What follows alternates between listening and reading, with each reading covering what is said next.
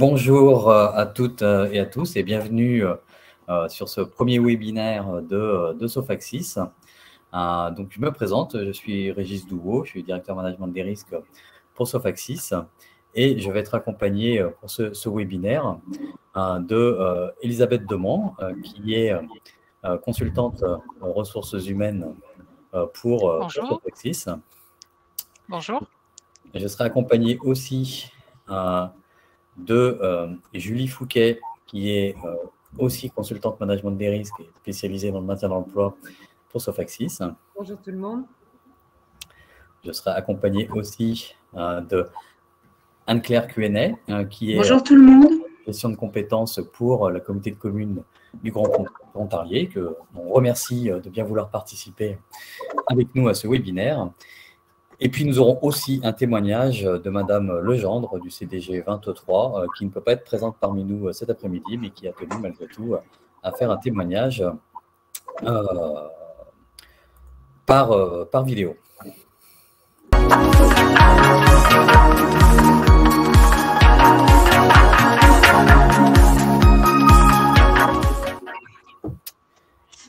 Donc, pour commencer, on a préparé un petit support qu'on va partager avec vous.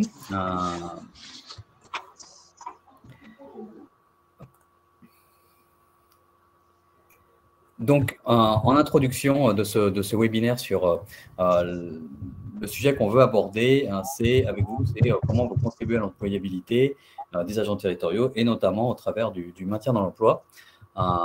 Mais en préambule, on voulait aborder un certain nombre de sujets. Donc, tout d'abord, regarder avec vous comment est-ce que l'employabilité contribue à une politique générale de management des risques et faire un focus ensuite sur le maintien et le retour à l'emploi avec deux grands sujets. Tout d'abord, comment est-ce qu'on accompagne les collectivités, et c'est le témoignage de la communauté de communes de Grand Pontarlier qui nous éclairera sur le sujet.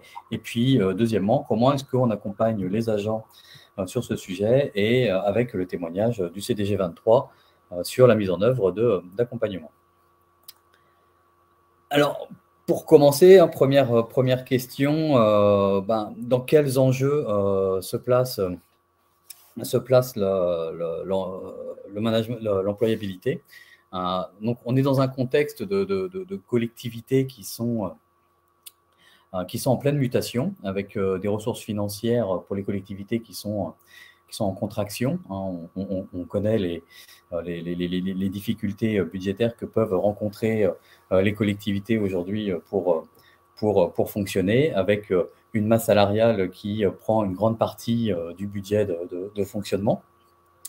On a aussi un personnel qui avance dans l'âge et on en reparlera. On constate également que sur certains profils, on a une rareté de candidats et avec des sujets d'attractivité qui se posent pour les collectivités. Et puis, pour continuer, une place grandissante du digital dans les métiers qui doit être accompagnée pour les agents. Donc, tout ce contexte qui est global et qui est que très partiel nous incite à travailler sur ces enjeux d'employabilité. Et notamment, si on fait le focus sur quelques sujets, tout d'abord, je parlais d'un enjeu budgétaire. Si on prend la part des frais de personnel dans le fonctionnement d'une collectivité, d'une commune de 10 000 habitants, par exemple, on s'aperçoit que c'est 58%, enfin presque 60% du montant global du budget. Donc, c'est des sources de la DGCL en 2017. Donc, poids important de la masse salariale. Autre enjeu qui est lié aussi au vieillissement de la population, on est dans la fonction publique territoriale sur une pyramide des âges qui est plutôt tirée vers le haut, avec en 2018, la moyenne d'âge d'un fonctionnaire territorial était de 47 ans. Et on s'aperçoit qu'on a plus de 40% des effectifs qui ont au-delà de 50 ans, donc un vrai enjeu de vieillissement qui s'accompagne aussi d'un enjeu d'allongement de la vie professionnelle.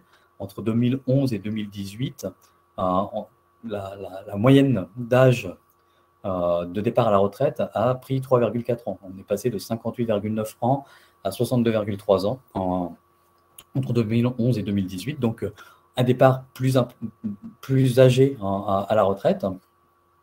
Et malgré tout, des postes qui restent pénibles. Si on cumule l'ensemble des effectifs qui travaillent sur des métiers sur lesquels on a des contraintes assez importantes, eh bien on s'aperçoit que 50% des effectifs de la fonction publique territoriale sont plus ou moins confrontés à des contraintes physiques ou psychologiques fortes. Donc, si vous cumulez l'ensemble de ces enjeux, eh bien, il y a un vrai intérêt à travailler sur l'employabilité et le maintien dans l'emploi des agents territoriaux, sachant que les arrêts longs, ils sont déjà là. Si on regarde l'évolution des absences sur les 6 dernières années, donc chiffres qu'on a fait paraître sur notre dernier panorama en juin 2021, que vous pouvez trouver sur notre site internet si vous le désirez. Et donc, on a regardé un petit peu comment évoluaient les absences sur ces 6 dernières années, et notamment sur la gravité. On s'aperçoit que de 2015 à 2020, sur une base 100, on a pris 37% d'augmentation de la gravité, donc de la durée moyenne d'arrêt, et qui se traduit par un taux d'absentéisme qui est légèrement en augmentation. Si on fait un focus plus particulier sur 2020, aujourd'hui, l'absentéisme des fonctionnaires territoriaux en 2020, il s'élève à 9,5%. Il s'élevait à 9,2% en 2019, donc 10% si on rajoute la maternité, et pour une durée moyenne d'arrêt de 49 jours, qui est elle aussi en augmentation.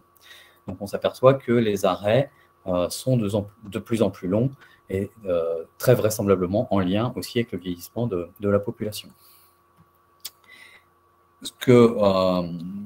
Si on regarde sur la pyramide des agents absents, donc on s'aperçoit que plus on grimpe en âge et plus on a une proportion d'agents qui s'absentent.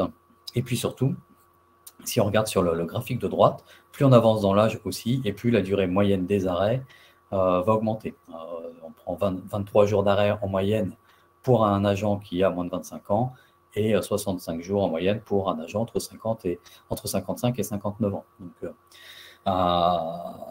Donc si on combine une pyramide des âges qui a tendance à aller vers le haut, forcément, on va avoir une gravité des arrêts qui va continuer à augmenter.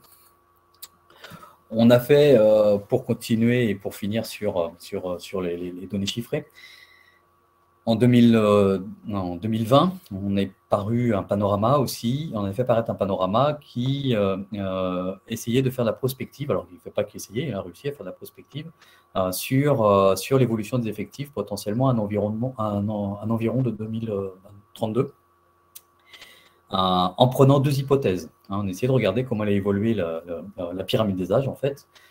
Première hypothèse, c'est une application stricte de la politique de non-remplacement de fonctionnaires ou de remplacement d'un fonctionnaire sur 2. Donc, qu'est-ce que ça donnait en termes d'évolution des effectifs à horizon 2032, combiné à une deuxième hypothèse qui est que la répartition des embauches selon l'âge aujourd'hui serait la même en 2032. Donc, ces 2 hypothèses, vous voyez, qui peuvent être assez osées.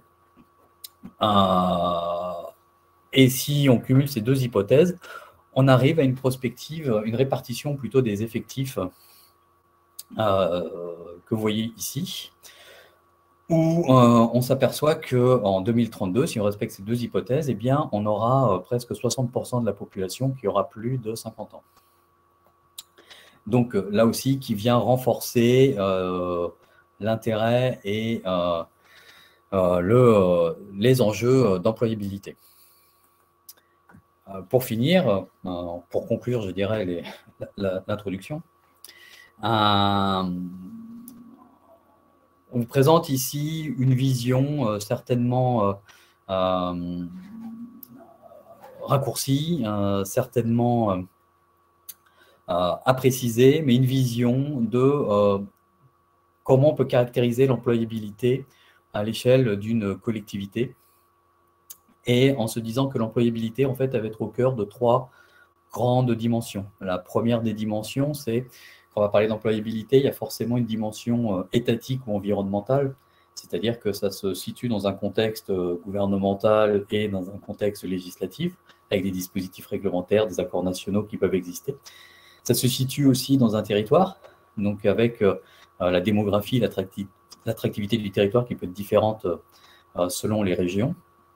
Et puis aussi l'offre de formation extérieure à la collectivité qui est différente en fonction des régions. Donc ça, c'est une première dimension sur laquelle vous avez peut-être assez peu de prise. Mais il y a une deuxième dimension qui est aussi quels sont les dispositifs organisationnels qui sont mis en place dans la collectivité. Et donc qu'on va détailler un petit peu dans le cours de la présentation, mais quels sont les dispositifs d'accompagnement qui sont mis en place pour permettre le développement des compétences, quels sont les dispositifs de formation qui sont mis en place pour accompagner les managers dans ces pratiques de développement des compétences et d'évaluation des compétences, et puis quels sont aussi les dispositifs qui sont mis en place pour évaluer les compétences, pour anticiper aussi les besoins de compétences à venir, etc. Et puis à ça, on va rajouter aussi des variables individuelles qui vont dépendre de chaque individu, son âge, son sexe, son état de santé, sa motivation, son estime de soi est rajoutée par le soutien social qui existe ou qui n'existe pas, et puis aussi la vision qu'il peut avoir de ses compétences actuelles ou de ses compétences voulues. Donc, tout ça doit s'inscrire dans une vision à 360 degrés, et qui n'est pas différente d'une vision de management des risques. Lorsqu'on va parler d'employabilité, on va parler d'analyse, quelles sont les données que l'on va utiliser pour bien comprendre quels sont les enjeux de la collectivité, que ce soit en termes de pyramide des âges, que ce soit en termes de perspective de départ à la retraite, mais que ce soit aussi en termes de formation, de niveau de formation, etc. Quelles sont les données qui existent et comment on les analyse. Comment est-ce qu'on prévient et on anticipe, notamment par tous les dispositifs de gestion prévisionnelle des emplois et des compétences, mais aussi comment est-ce qu'on améliore la qualité des postes de travail et les conditions de vie au travail. Et puis, les dispositifs pour réagir et limiter l'impact. Comment est-ce qu'on accompagne des agents qui sont en situation de restriction d'aptitude ou en situation de mobilité contrainte. Donc, tout ça doit aboutir à ce qu'on va appeler une stratégie d'employabilité.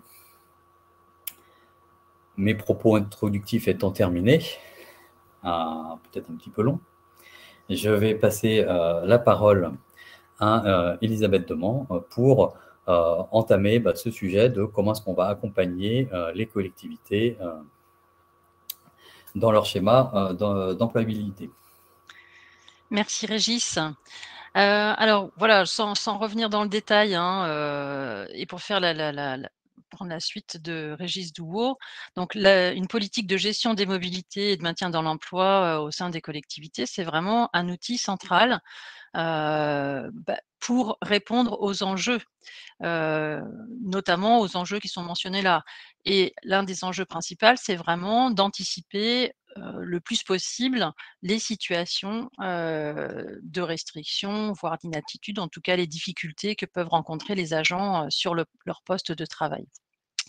Donc au-delà même de permettre de travailler sur le maintien dans l'emploi, le développement de l'employabilité, comme l'a dit Régis, la réduction de l'absentéisme, c'est aussi un moyen de développer la marque employeur, donc l'image de la collectivité, son attractivité aussi, et en travaillant également sur l'amélioration de la qualité de vie au travail.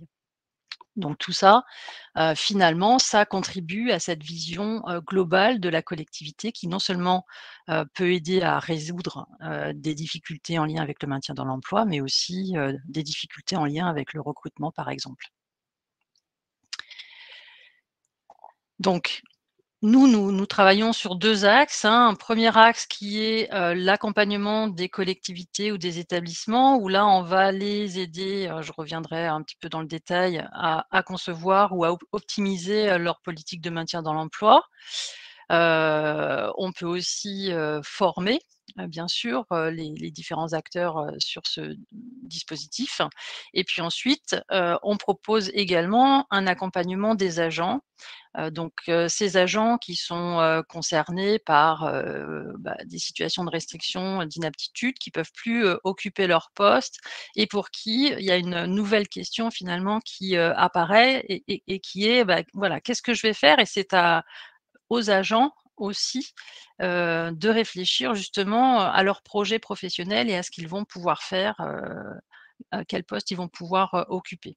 Ça, c'est vraiment un changement, on va dire, culturel important au sein de la fonction publique territoriale que les agents prennent en charge cette dimension-là.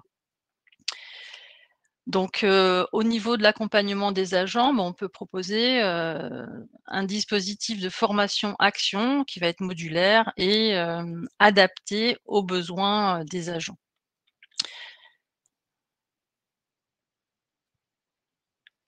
L'accompagnement des collectivités, c'est une gestion, de projet, hein, finalement. Donc, ce qui est important, à ce niveau-là, ça va être, de constituer un comité de pilotage, d'abord. Ce comité de pilotage, il a vocation à accompagner cette démarche qui doit se mettre en place, voilà, comme dans pour tout projet important avec, une volonté de la direction, qui est clairement affichée.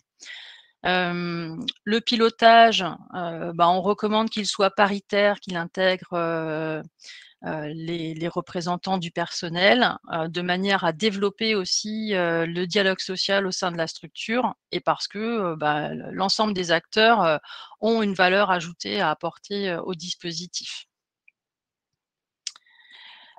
L'accompagnement, des agents qui peut être individuel ou collectif, comme je l'ai dit précédemment, donc il est modulaire, c'est-à-dire qu'un agent ne suit pas nécessairement l'ensemble des modules, hein, mais son parcours va être défini lors d'un premier entretien de positionnement et le but, au travers de cet accompagnement, c'est vraiment de le rendre acteur, de la construction de ce parcours, qu'il puisse devenir autonome aussi à l'issue et puis, on le voit nous au travers des agents que l'on accompagne, hein, ce sont des agents qui peuvent être, jeunes aussi parfois, et donc qui auront potentiellement, plusieurs, vies professionnelles et notre objectif c'est donc de les rendre, autonomes, sur la construction de leur projet, professionnel.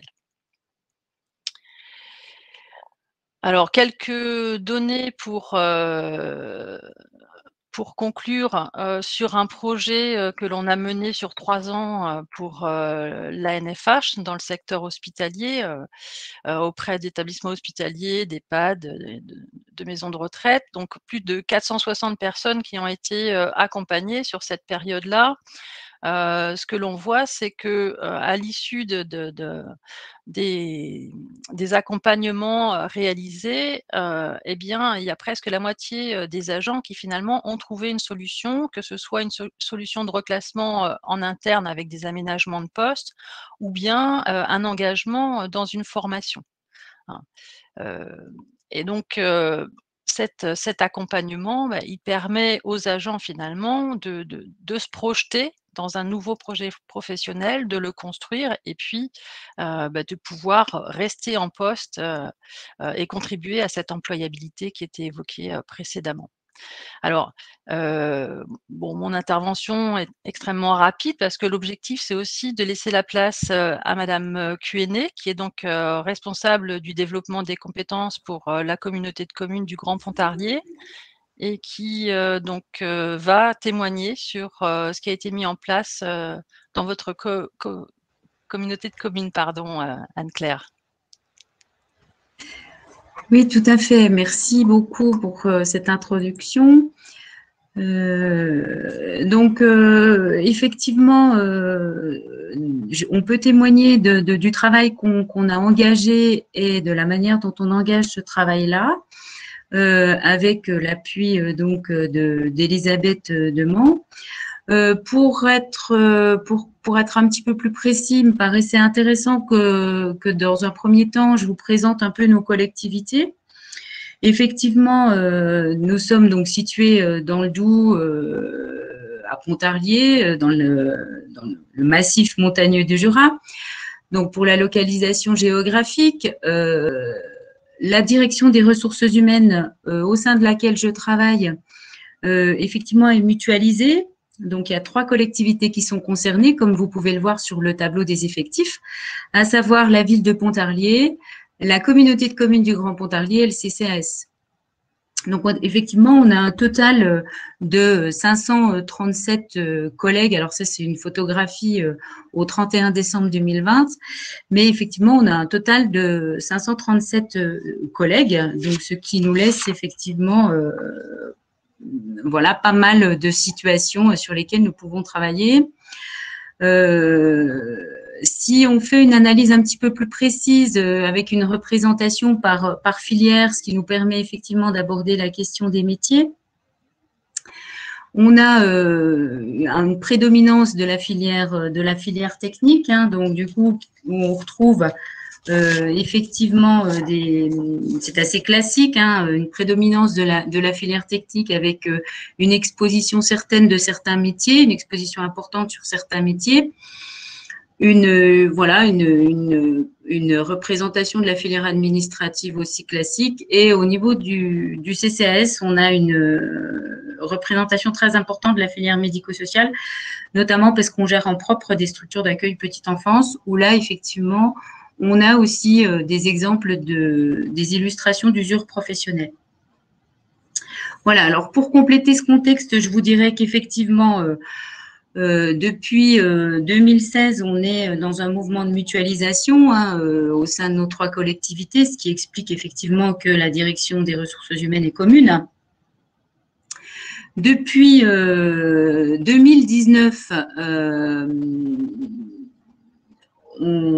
les élus ont souhaité travailler, les élus et la direction générale ont souhaité travailler sur la mise en place d'un pacte social. Alors, qui revêt 2 réalités, c'est-à-dire que c'est à la fois une instance de réflexion, de pilotage, de décision, et puis à la fois un document qui retranscrit effectivement les décisions qui sont prises au sein de cette instance, qui est une instance paritaire où effectivement on y retrouve les élus, les cadres de la direction générale et les représentants du personnel. Voilà, cette réflexion a abouti à l'adoption des lignes directrices de gestion en décembre 2020, qu'on aborde régulièrement au fur et à mesure, effectivement, des réflexions et des décisions qui sont prises dans le cadre de ce pacte social. Donc, actuellement, sur la question de la mobilité, parce que c'est ce qui va nous intéresser, hein, là, dans le cadre de l'accompagnement qu'on a sollicité, les lignes directrices de gestion n'ont pas établi de critères. Alors, c'est pas qu'on n'y a pas forcément réfléchi, hein, mais en tout cas, pour l'instant, on avait besoin d'affiner la réflexion pour la mise en place d'une politique de mobilité au sens strict du terme. Voilà.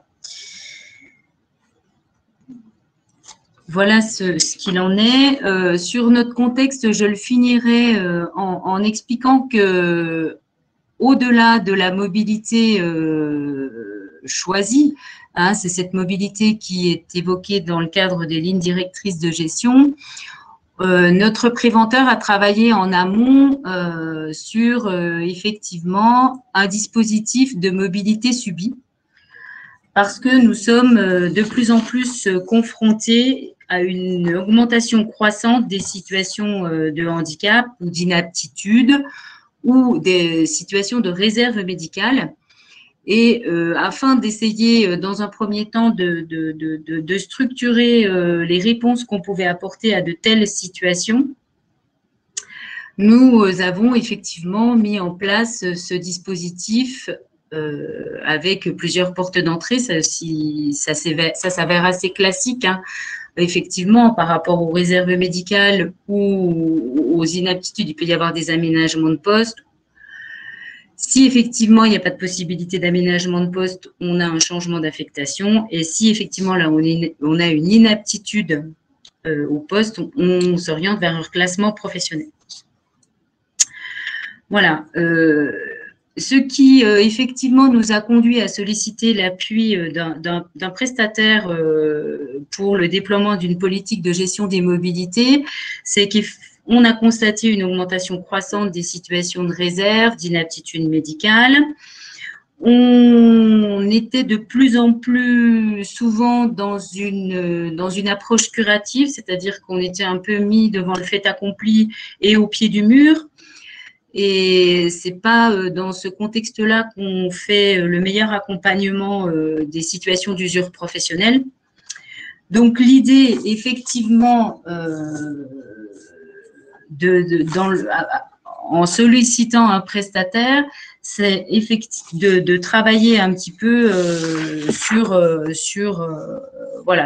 nos difficultés actuelles. Alors, les difficultés qu'on a pu constater, c'est effectivement un accroissement des situations. Donc là, on se questionnait sur la question de l'exploitation des données de l'absentéisme. Certainement que on en fait une approche pas forcément systématique. On a constaté aussi la difficulté d'avoir un périmètre défini dans le cadre effectivement de la mobilité, quels postes pouvaient être fléchés, à partir de quelle durée d'absence effectivement on pouvait réfléchir à la mise en place d'outils. On avait effectivement des situations du fait de cette absence d'anticipation davantage dans le curatif que dans le préventif. Et ça génère souvent une forme de résistance de nos directions ou de nos collaborateurs quand il faut réfléchir à l'aménagement d'un poste, l'accueil d'une personne qui a des réserves médicales.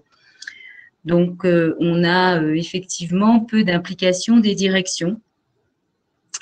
Ce qui, du coup, nous amenait à constater et à vivre des solutions proposées à nos collègues en situation de réserve médicale qui étaient peu satisfaisantes.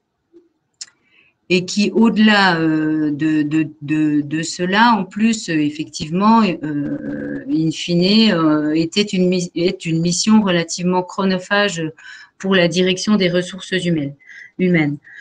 Donc, effectivement, on a, sous la houlette de notre préventeur, effectivement, qui nous a un petit peu incité à réfléchir à la mise en place d'une politique de mobilité pour travailler davantage en amont.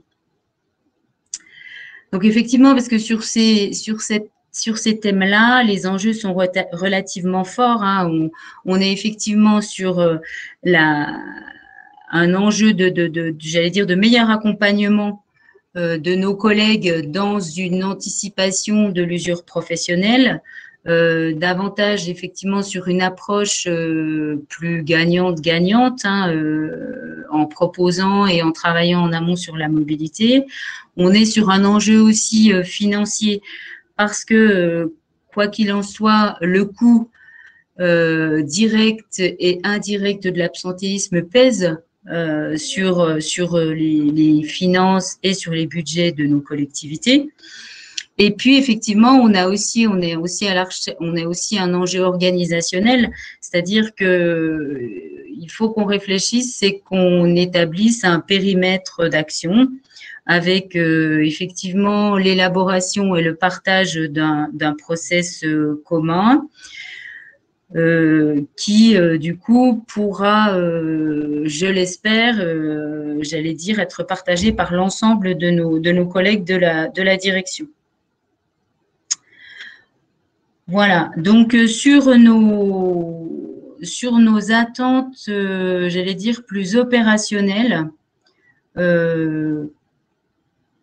effectivement, comme je vous le disais tout à l'heure, on a certainement un déficit d'exploitation de nos données d'absentéisme. Je pense qu'on aurait effectivement intérêt, et ça on le partage avec mes collègues au sein de la direction des ressources humaines, à travailler effectivement sur la détermination d'indicateurs d'usure pour nous permettre d'anticiper. De travailler aussi effectivement sur, alors ça on est plutôt effectivement sur de l'analyse, hein, des attentes opérationnelles en termes d'analyse. Si on a des attentes opérationnelles sur la question de l'anticipation, on est aussi là avec des indicateurs d'usure. Sur nos autres attentes opérationnelles, il faudrait qu'on gagne en qualité, en efficacité d'accompagnement des personnes concernées. Pour effectivement, j'allais dire, obtenir davantage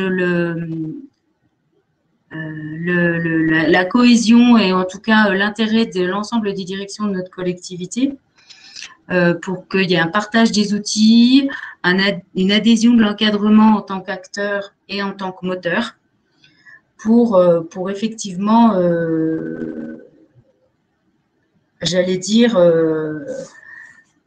obtenir et éviter d'être dans des situations trop bloquées. Voilà, alors sur les effets escomptés, donc on va retrouver un petit peu la question de l'anticipation, bien sûr, pour éviter les situations de blocage qu'on peut effectivement peut-être rencontrer sur ce thème-là. On va aussi, sur les effets escomptés, travailler sur on espère pouvoir travailler sur le développement des compétences avec une place centrale pour l'entretien professionnel, centrale de l'entretien professionnel, et notamment pour tenir compte, dans le cadre de cet entretien professionnel, des souhaits de mobilité de nos collègues, qui peuvent être aussi un indicateur et qui nous permettront d'analyser les souhaits de nos collègues. Et puis, si possible, effectivement, une stabilisation de nos coûts directs et indirects liés à l'absentéisme. Voilà. On est aussi, nous, confrontés à mais qui est assez générale dans les collectivités locales, une problématique de recrutement, avec une attractivité peut-être un petit peu, qu'on souffre peut-être d'un petit déficit d'attractivité de par notre situation géographique, de par peut-être la proximité de la Suisse. Et du coup, effectivement, le fait de pouvoir, j'allais dire, proposer une politique de mobilité, un parcours d'évolution pourra être effectivement un facteur d'employabilité ou tout au moins de fidélisation de nos nouvelles recrues. Les effets escomptés aussi de cet accompagnement, on pourra le retrouver aussi, je l'espère en tout cas, sur la qualité de vie au travail, par rapport peut-être à la réponse à certaines aspirations de mobilité auxquelles pour l'instant on répond pas forcément de manière satisfaisante. Et puis effectivement, du coup, une efficience de nos services et une amélioration effectivement des ambiances au sein de nos collectivités locales. Voilà. Alors, où en sommes-nous actuellement de la démarche? Alors, on retrouve effectivement la démarche qui est celle de la conduite de projet. Sur notre démarche, nous, on l'a souhaité avec deux axes. Un axe où effectivement, on travaille sur le déploiement d'une politique de mobilité, comme l'a présenté Elisabeth, avec un travail sur la structuration de la gestion des mobilités. Et puis, le deuxième axe, c'est un accompagnement plus individuel des agents en situation de mobilité et notamment en situation de mobilité, alors là, dans ce cas-là, davantage subie. Voilà. Alors, comme on est sur de la conduite de projet, on a effectivement des instances de pilotage. Alors, la gouvernance du projet, eh bien, la boucle est bouclée parce qu'on retrouve effectivement notre institution, entre guillemets, du pacte social qui, effectivement, joue le rôle de gouvernance du projet.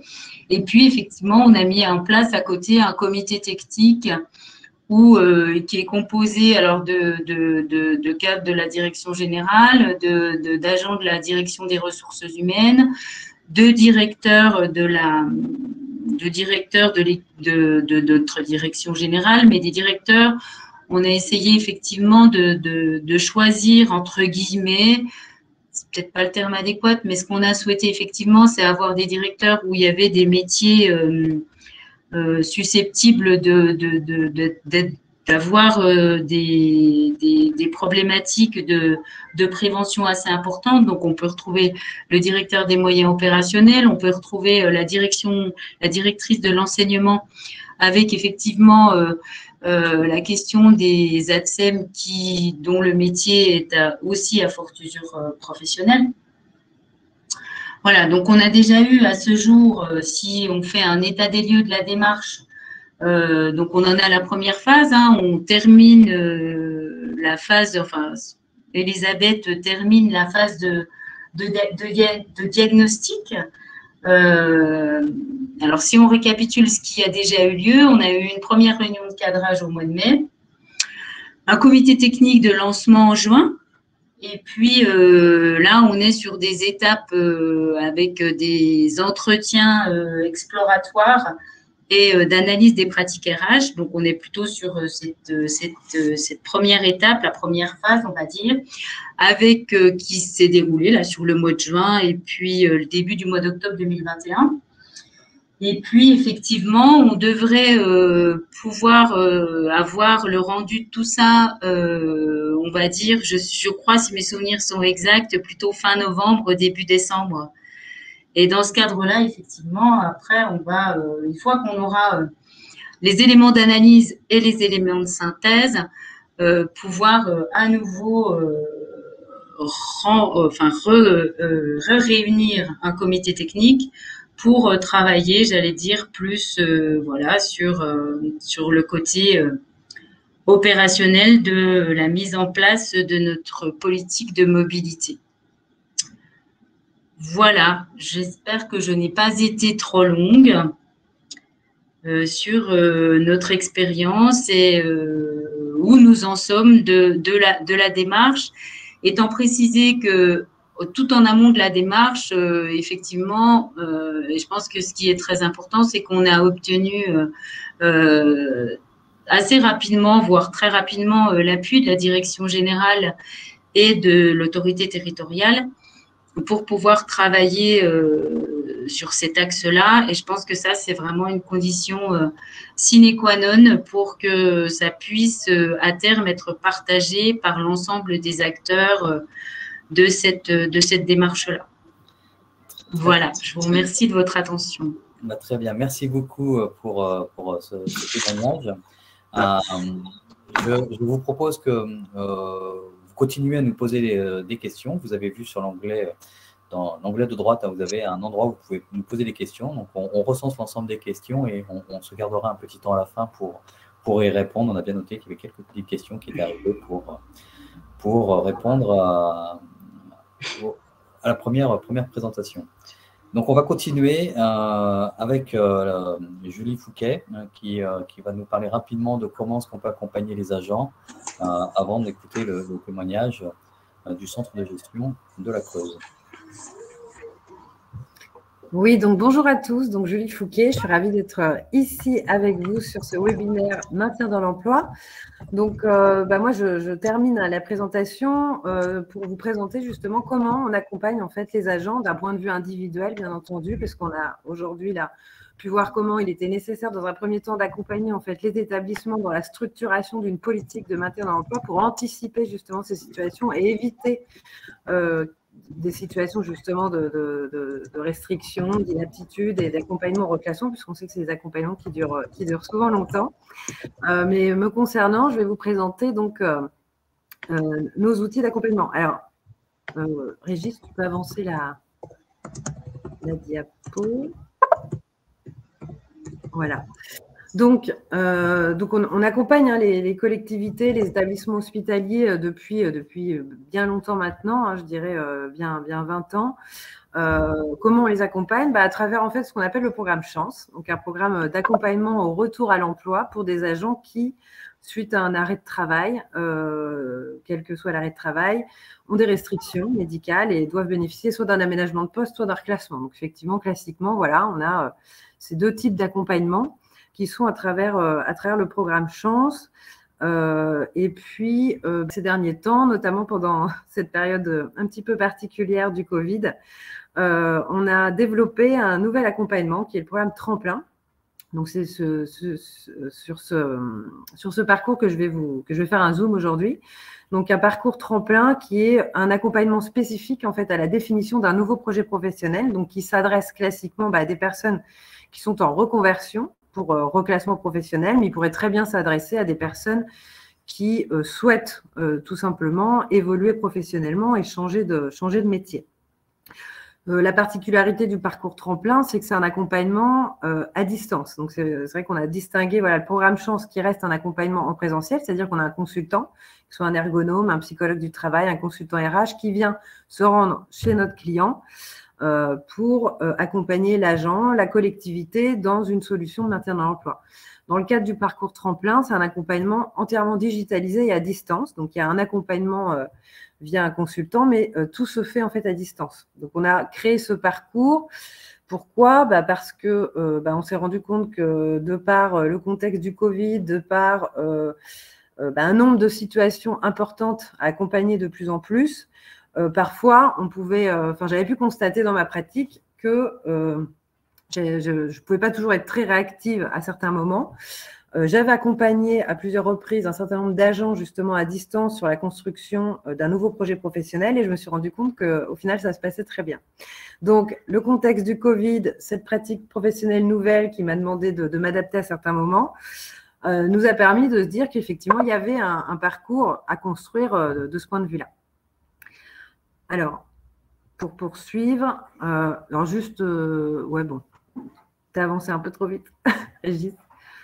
Donc, effectivement, sur l'aménagement de poste, on a une équipe d'ergonomes. On a 3 ergonomes qui se déplacent chez le client pour pouvoir faire des aménagements de poste. Et on a une équipe de consultants, RH, psychologues du travail, qui accompagnent tout ce qui concerne les changements de poste, le reclassement professionnel.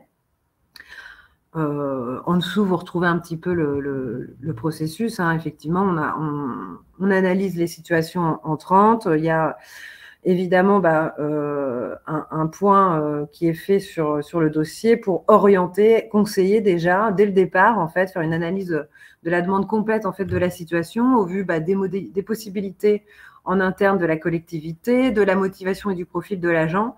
Voilà, il y a déjà une première analyse sur la possibilité d'un aménagement de poste, sur l'orientation vers un changement de poste ou autre.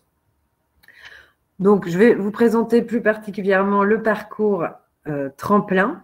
Donc, le parcours tremplin, c'est un parcours donc, entièrement digitalisé à distance qui permet d'accompagner l'agent en fait, dans la construction d'un nouveau projet professionnel. Donc, c'est des grandes étapes. On a 3 grandes étapes, on va dire. Une première étape qui consiste à permettre à l'agent de faire le point sur sa situation, en fait, sur sa situation professionnelle, mais surtout de resituer sa situation actuelle qu'il vit comme une transition professionnelle. Donc, c'est lui expliquer en gros c'est quoi une transition professionnelle, qu'est-ce que ça implique de vivre une transition professionnelle à travers l'identification de ses ressources, alors, qu'est-ce qu'on appelle comme ressources? Ça va être faire le point sur son estime de soi, sur le sentiment de contrôle sur la situation, sur quelle vision j'ai de ma situation actuelle, comment je la resitue par rapport à mon histoire personnelle et professionnelle dans mon parcours et comment je vais pouvoir arriver à me projeter vers autre chose. C'est déjà la première étape avant de savoir qu'est-ce que l'on va pouvoir exercer d'autre comme métier. C'est déjà se dire qui je suis en tant que professionnel, où j'en suis aujourd'hui et qu'est-ce que je veux devenir. Donc voilà, donc la première étape de l'accompagnement vise sur tout ça. Petit à petit, on va rentrer dans des phases plus classiques de bilan professionnel qui consistent dans un premier temps à l'accompagner sur l'identification justement de quelles sont ses compétences, ce pourquoi je suis doué. Donc, il y a une analyse bien entendu du parcours professionnel pour identifier les compétences clés de l'agent et puis ensuite, on va approfondir avec lui qu'est-ce qui concrètement, au-delà des compétences qu'il a, quelles sont en fait ses appétences, qu'est-ce qui lui donne de l'énergie, qu'est-ce qui lui fait plaisir au travail, donc en gros, quels sont ses intérêts et ses valeurs professionnelles.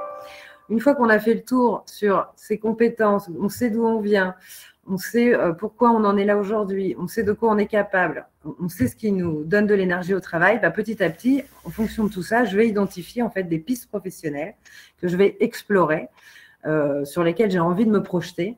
et sur lesquels petit à petit, je vais faire des choix et enfin, je vais pouvoir être accompagnée dans la réalisation de mon projet. Donc voilà le cheminement voulu, les objectifs en fait du parcours tremplin. Donc le parcours tremplin en concret, qu'est-ce que ça donne? Concrètement, en fait, donc l'accompagnement digitalisé, qu'est-ce que ça signifie? Ça signifie que l'agent, donc il aura un consultant dédié. Donc digitalisé, ça ne veut pas dire qu'il est seul. Il a un consultant dédié parmi les 4, notamment que je vous ai présenté tout à l'heure, qui va faire un bilan d'entrée déjà avec lui pour pouvoir faire connaissance, lui présenter la plateforme. Puisqu'en fait, le parcours tremplin, c'est l'accès pour l'agent à un certain nombre, à 10 modules maximum, sur une plateforme e-learning. Donc, en fait, c'est une alternance entre de l'auto-formation, je dirais, via des modules e-learning que l'agent va suivre.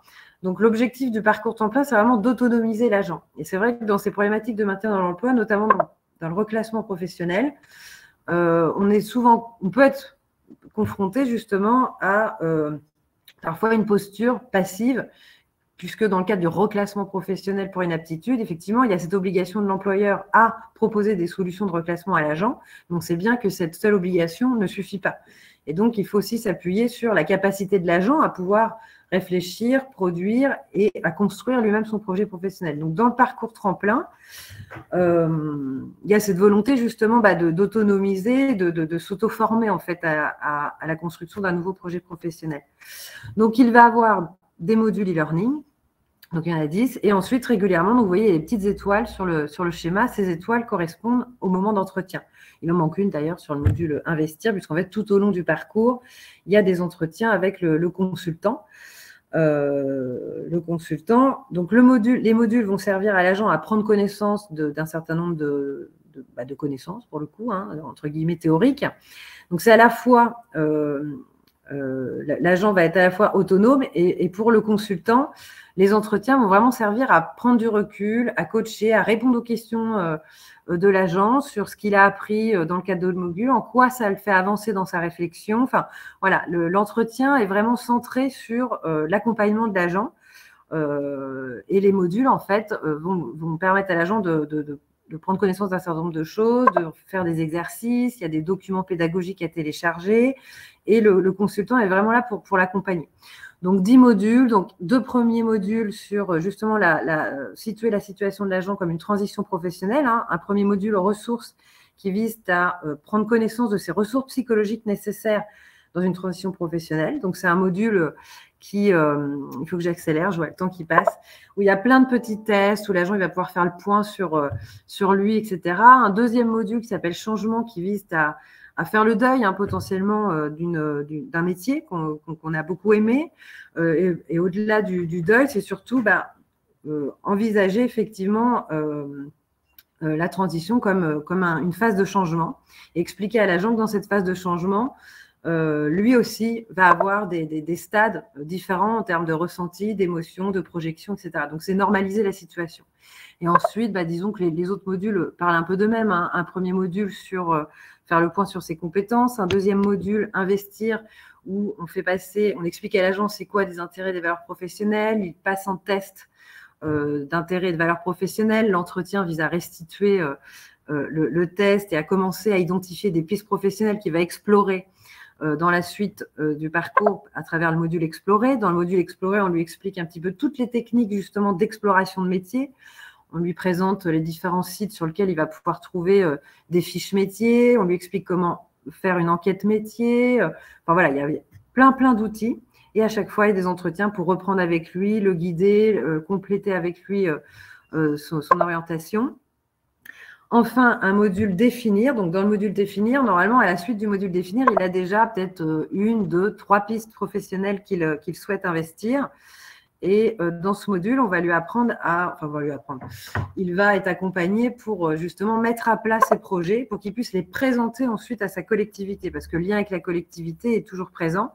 Après, on a une réunion avec justement l'interlocuteur de la collectivité pour que l'agent puisse présenter ses projets, dire en quoi ces projets correspondent à son profil et qu'est-ce qu'il aurait besoin pour pouvoir les mettre en œuvre. Donc, ça peut être un stage d'immersion, ça peut être une formation, voilà. Et ensuite, on met en place le plan d'action derrière. Et enfin, on a quelques autres modules qui sont plus classiques, à savoir rédiger un CV, faire une lettre de motivation, conduire un entretien de candidature lorsque l'agent doit postuler en interne ou en externe à la collectivité. Et un dernier module qui s'appelle Réussir sa formation, qui vise à préparer des agents qui vont rentrer dans une formation un peu longue. Ce sont donc des adultes qui sont déjà en poste depuis un certain temps et qui n'ont pas forcément appréhendé le fait de se retrouver à nouveau en situation d'apprenant. Donc, dans le module, on les prépare à plein de petits trucs et astuces sur comment favoriser l'équilibre vie pro, vie perso, comment prendre des notes, comment s'organiser, etc., etc. Voilà, donc voilà, bon, on peut avancer du coup. Après, j'ai mis quelques... c'est un peu rapide. Bon. Vous retrouverez dans le support, puisque vous allez tous avoir à disposition le replay, vous retrouverez des exemples de la plateforme.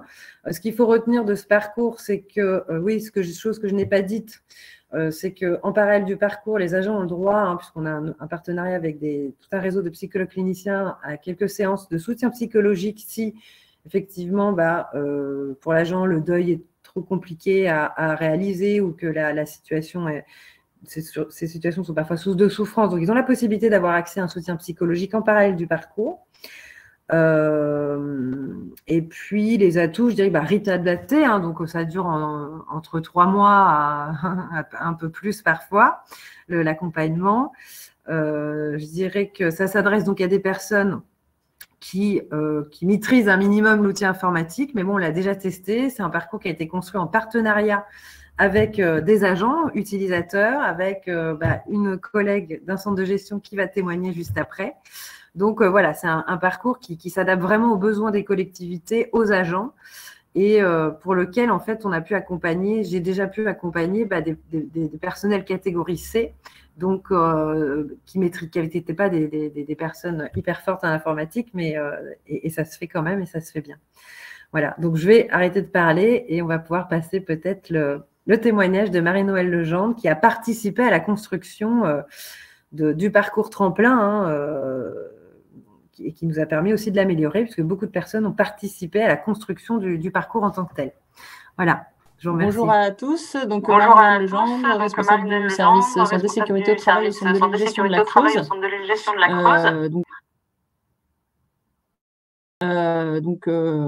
J'interviens au titre du maintien dans l'emploi avec un collègue psychologue du travail et à ce titre, on a été sollicité pour travailler donc avec Sofaxis sur l'élaboration du parcours tremplin.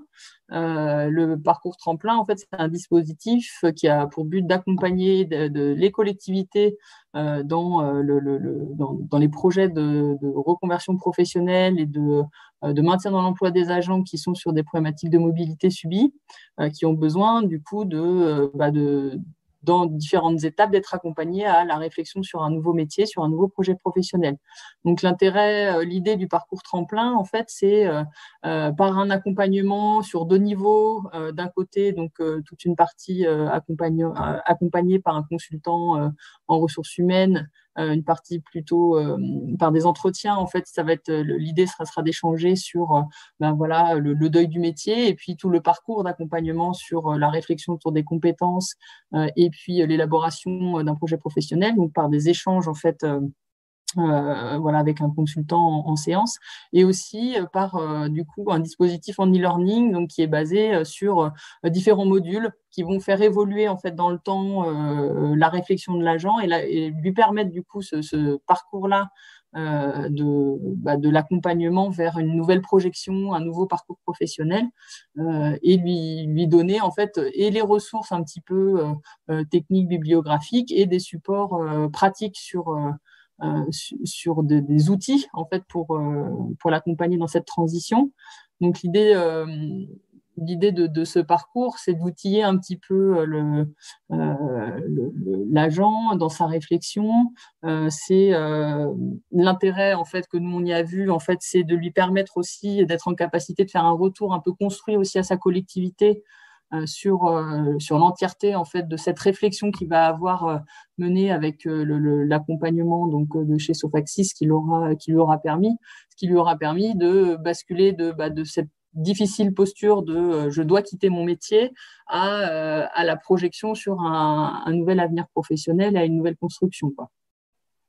Donc ça, c'est aussi intéressant pour ça, c'est que ça permettra de faciliter aussi le lien qui est vraiment essentiel entre l'agent et sa collectivité pour avancer sur l'éventuel projet de reclassement qu'il pourrait y avoir en interne à l'issue de cette démarche.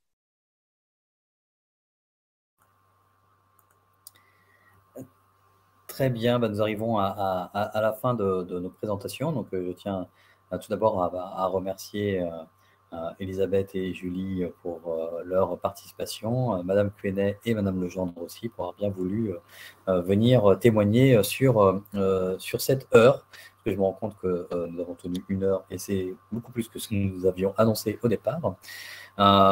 Pour autant, on va quand même essayer de prendre le temps de répondre à quelques questions. Il y a beaucoup de questions qui nous ont été posées dans l'onglet questions.